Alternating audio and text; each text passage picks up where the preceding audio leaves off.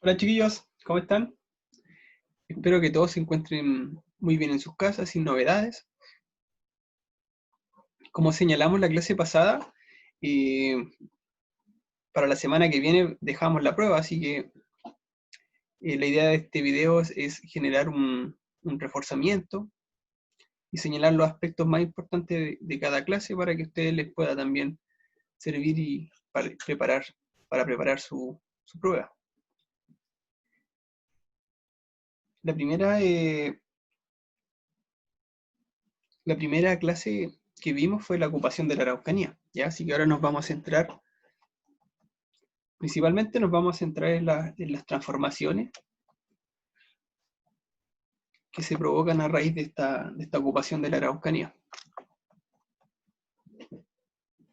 Bueno, primero mostrarles cuál era la frontera que tenía, o el país de los mapuches en el siglo XIX, antes de que se llevase a cabo la ocupación o pacificación de este territorio. Esto corresponde a lo que era o lo que es en la actualidad la región de la Araucanía de nuestro país. Así que todo ese territorio era el país de los mapuches.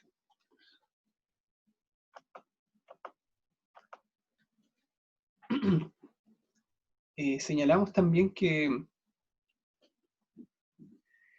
un aspecto importante de esta ocupación fue la colonización también que se lleva a cabo en el territorio. La élite nacional veía con malos ojos como un lugar con tanta riqueza natural era desperdiciado, según ellos, por los mapuches, al no plantar, al no utilizar prácticamente nada el lugar. Así que el Estado de Chile, a partir de la segunda mitad del siglo XIX, comienza a idear un plan de colonización de estos territorios, ¿ya? Así que comienza a promover la llegada de extranjeros, pero también de población nacional que comienza a radicarse en ese lugar, el sur de nuestro país. Obviamente el europeo era sinónimo de modernización, así que el Estado veía cómo el europeo tenía esta capacidad de civilizatoria, ¿ya? Venía a civilizar el lugar, el territorio. En cuanto a las consecuencias de esta colonia, podemos verlo, por ejemplo, con la colonización alemana de Valdivia, ¿ya? Que fue muy exitosa. Por ejemplo, se idearon varias manufacturas, fábricas, industria. La industria naviera es muy importante en Valdivia, hasta en la actualidad podemos ver esta industria naviera que es desarrollada a fines del siglo XIX por estos colonos alemanes. Este mismo polo de desarrollo industrial, comercial, va a generar que las regiones, por ejemplo, como Osorno y Yanquihue, se dediquen a la economía agropecuaria. El tema de la agricultura, el tema de la ganadería va a ser muy importante para alimentar este polo de desarrollo en el sur de nuestro país, ¿ya?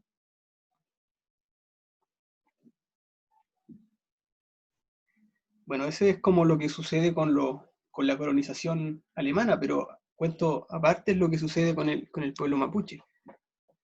Una vez que el Estado de Chile logra derrotar a los mapuches, a los grandes caciques de este pueblo, eh, ellos tienen que, por ejemplo, se ven obligados a perder su cultura, su cosmovisión, su lengua también, deja de ser utilizada por gran parte de la población.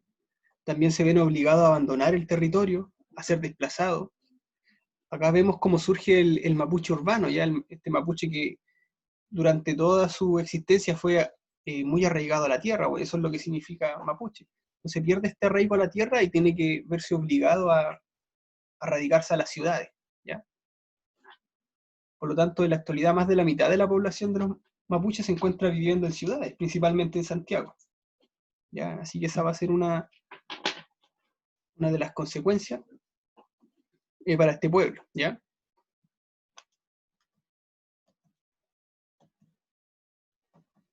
Recuerden lo que quería la élite nacional, la clase dirigente en este territorio, en el sur del país, era desarrollarlo, llevar el trigo a este lugar y eso fue lo que ocurrió, ¿ya? Así que vamos a ver después también el impulso agrícola en la zona.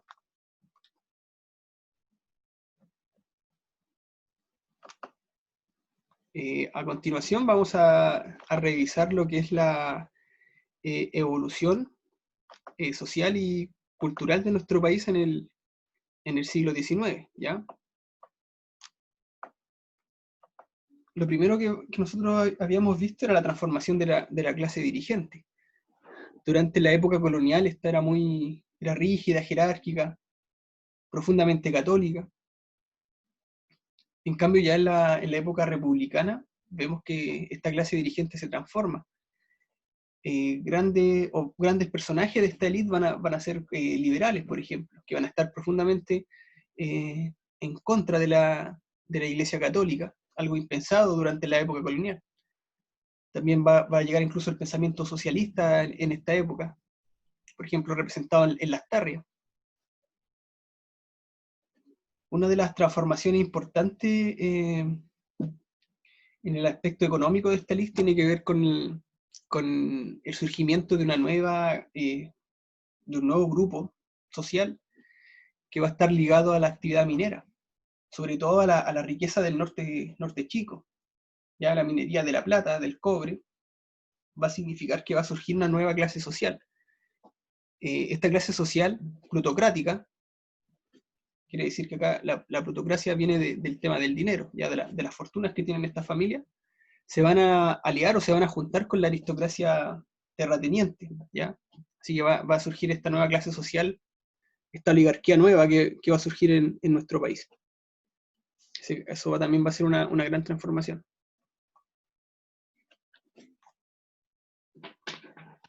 Para los sectores medios también vemos el surgimiento de estos sectores que en la época colonial no existían. Cuando en la época republicana se permite este ascenso social, surge esta clase aspiracional que es la clase media, ¿ya?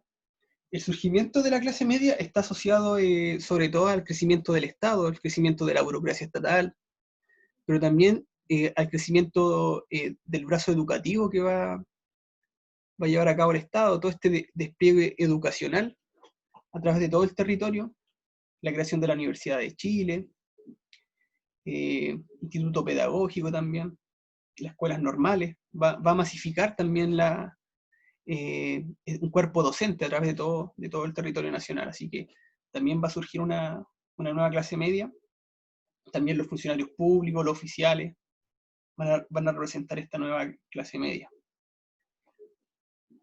En su origen esta clase media no tenía una identidad propia, siempre estaba mirando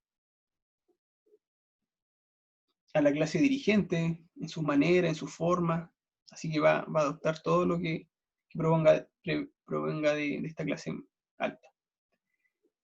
A fines del siglo XIX vemos, eso sí, el surgimiento de una élite, o sea, de una élite de un grupo de intelectuales, ¿ya? Que va a formar parte de esta clase media. Por ejemplo, tenemos a Baldomero Lillo, que va a ser representante de esta clase media, y quizás es como el antecedente de lo que va a ser el despliegue cultural también de la clase media durante el siglo XX en Chile, ¿ya? Todo el crecimiento cultural que va a existir.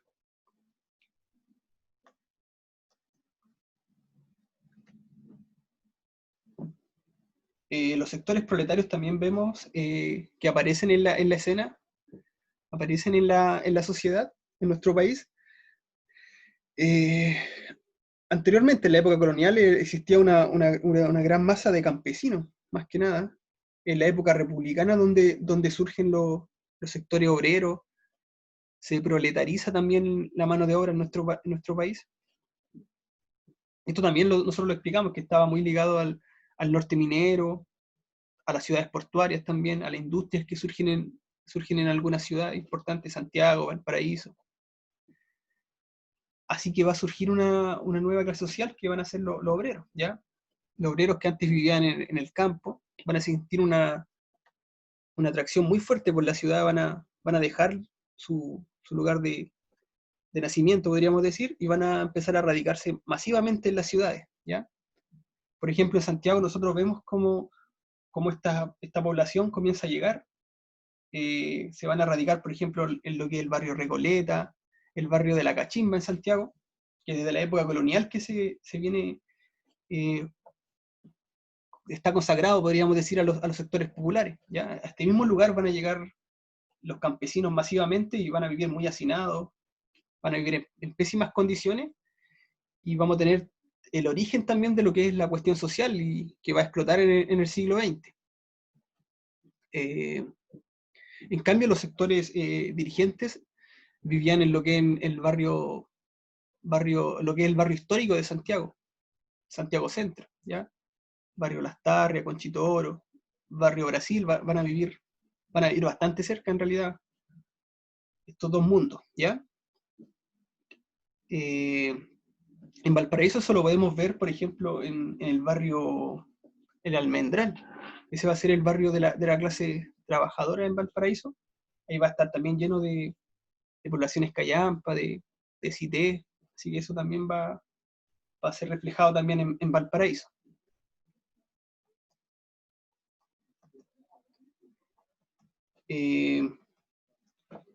Otro aspecto importante del siglo XIX y relacionado con la cultura tiene que ver con la liberación de esta cultura, ¿ya?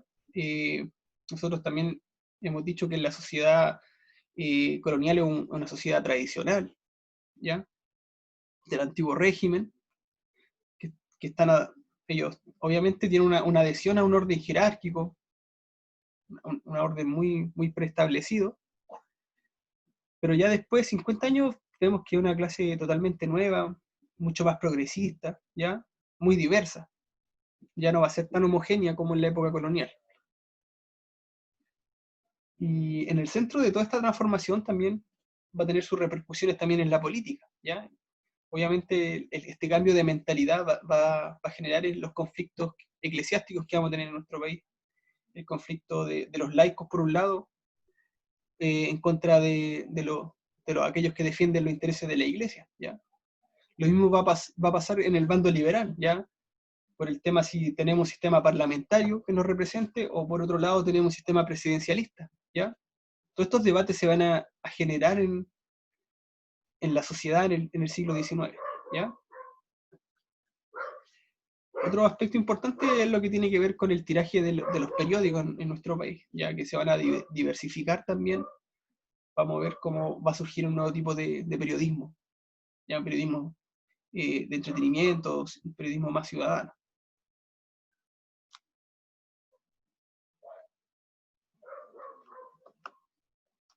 Bueno, la última clase que nosotros llevamos a cabo fue la clase sobre la Guerra Civil de 1891 y el gobierno de Balmaceda, ¿ya? Así que esta va a ser la última clase que vamos a reforzar.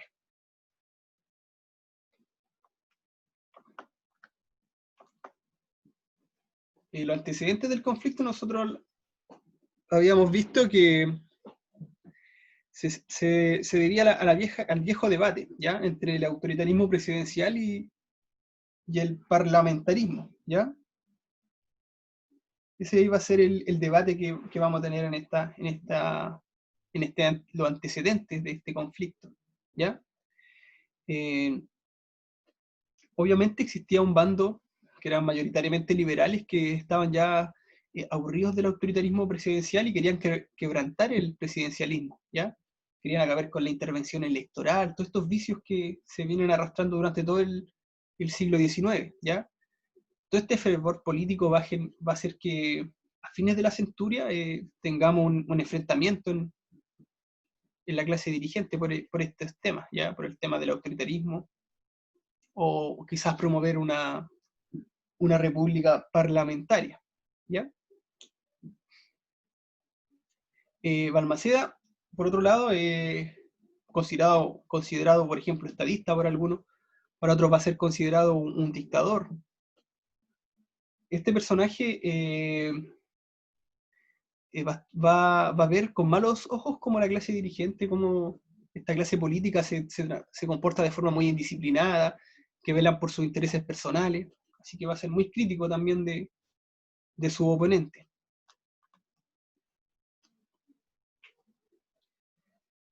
Balmaceda, primero que nada, se va a oponer fuertemente a lo que es los intereses de los extranjeros en la riqueza salitrera, ¿ya? Él va a empezar a proponer con mucha fuerza que el Estado tiene que hacerse cargo de esta riqueza salitrera. Si el Estado, por ejemplo, controlase el salitre, significaría para el Estado de Chile contar con muchos recursos, ¿ya?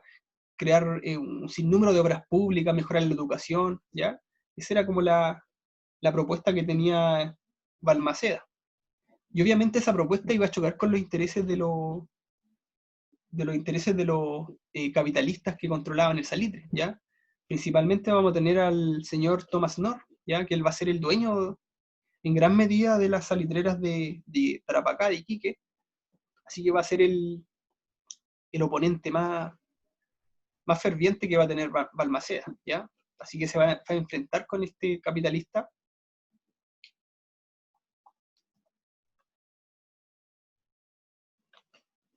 Balmaceda habíamos dicho que lleva a cabo un sinnúmero de obras públicas, dobla la cantidad de red ferroviaria que existía en el siglo XIX. Lo mismo va a hacer con la educación, ¿ya? Eh, Así que va a llevar a cabo igual un importante proceso de modernización también en nuestro país, ¿ya? Quizás la obra más emblemática, el viaducto Mayeco, ¿ya? Que va a ser una verdadera obra para aquella época, ya una obra quizá muy importante. No se haya construido algo de tal envergadura en Latinoamérica en esa fecha, por ejemplo.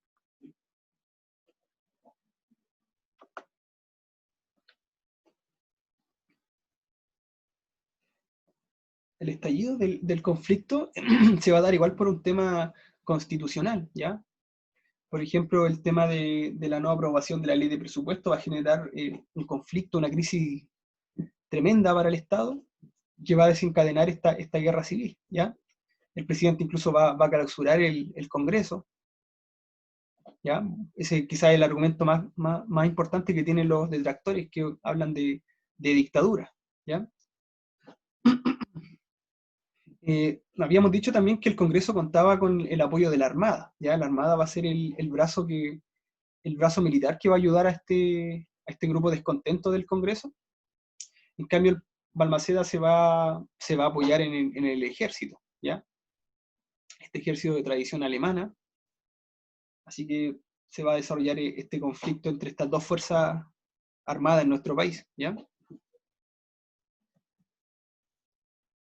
El desarrollo del conflicto habíamos dicho que primero fue capturar las provincias de Tarapacá para dejar sin recursos al Estado. Eso fue quizás el primer punto estratégico y que va a determinar también la guerra, porque va a quitar el presupuesto al gobierno, así que el gobierno no va a poder hacer mucho, no va a contar con muchos recursos también para combatir en este enfrentamiento. Las batallas decisivas son en Placilla y Concón, ¿ya? La batalla de Placilla va a ser decisiva y va a dar por victorioso al bando parlamentario. Eh, las consecuencias más importantes es que el presidente, por ejemplo, se suicida y termina también una época institucional para nuestro país. Termina el periodo presidencialista y se da inicio al periodo parlamentario en nuestro país, ¿ya? Las Fuerzas Armadas también se van a dividir. eh, Todos los grupos o los sectores medios que estaban ingresando al ejército, ingresaron a un ejército que estaba reformado, que estaba siendo modernizado, no van a poder ascender, van a quedar siempre atrapados en los mandos medios, ¿ya?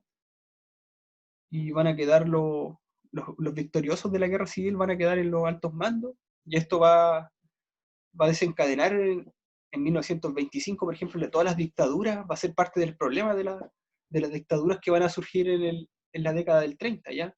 Porque va a haber una masa muy grande de militares que va a estar descontento con lo que se estaba haciendo, ¿ya? Así que eso también va a ser una consecuencia importante y que se va a arrastrar de este periodo, ¿ya? Eh, y sin duda lo más importante es que se va a terminar, como les decía, el presidencialismo y se va a iniciar este sistema parlamentario en nuestro país, ¿ya? Así que esas va a ser como las consecuencias más importantes de este conflicto, ¿ya? Eh, bueno, chicos, eso ha sido todo por esta semana. La prueba de selección múltiple ya está realizada, así que va a quedar habilitada a partir del día martes. Va a estar 2 semanas habilitada y lo mismo las preguntas de desarrollo, ¿ya? Recuerden que pueden elegir entre una prueba y la otra. Espero que a todos les vaya muy bien. Y el día martes nos vemos y ahí tratamos de resolver las dudas que puedan surgir, ¿ya? Así que, así que eso, chicos, cuídense mucho y nos estamos viendo la semana. Chao.